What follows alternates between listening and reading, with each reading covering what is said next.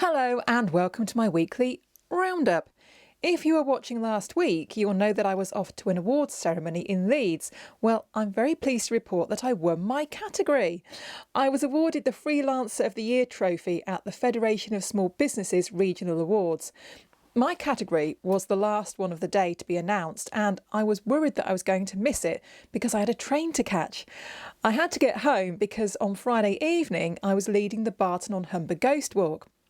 Now, fortunately, I was sitting next to Ellie Fiorentini from Radio York, who was presenting the awards, and when I mentioned to her that I might have to leave before the end, she very kindly switched the order so that I could collect my award before I had to run.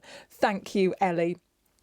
As a winner, I now go through to the national final, but unfortunately I won't be able to attend the ceremony because I'm going to be on holiday, which is slightly annoying.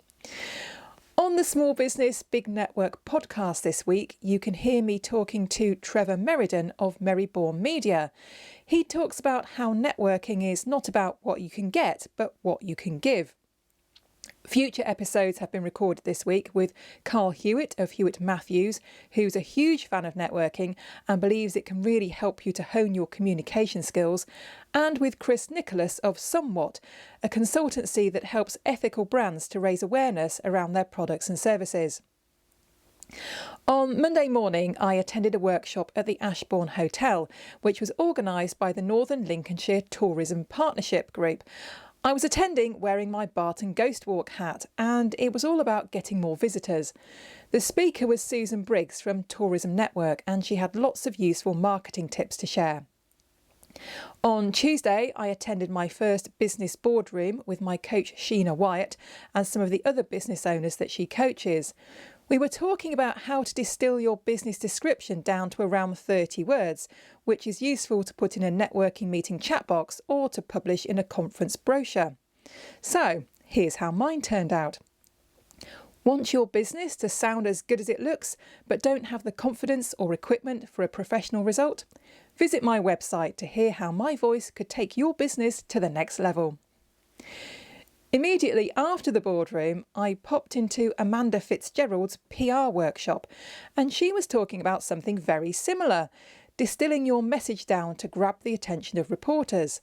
So I've sent my details of my award win to my local newspaper, and they'll be printing an article about it very soon. On Tuesday night, I joined Les Selby and a host of other business owners in the creative and digital sectors for our monthly Wired Curry. I think we had the largest female attendance to date, with 5 ladies in the room, though we were still very outnumbered. If you'd like to come to a future Wired Curry, do drop a message to Les Selby and get on the mailing list.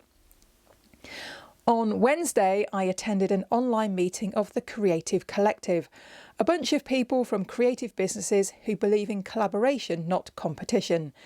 I describe this network as being a great group that's ever so slightly nutty, in a good way. If you're interested in trying a meeting for free, then get in touch with Martin Wiskin or Ben Bowles. Yesterday morning, I braced myself for bad jokes and went along to a workshop about making an impact on social media run by Simon Shepherd of Client Marketing. I was not disappointed, either with the content of the workshop or the quality of the jokes. Simon is very knowledgeable and had lots of useful information to pass on. There are more of these workshops coming up for business owners in Northern Lincolnshire and East Yorkshire, so check out the Humber and East Yorkshire Growth Hub if you're interested. That's all from me this week. Do join me again next Friday for another Roundup.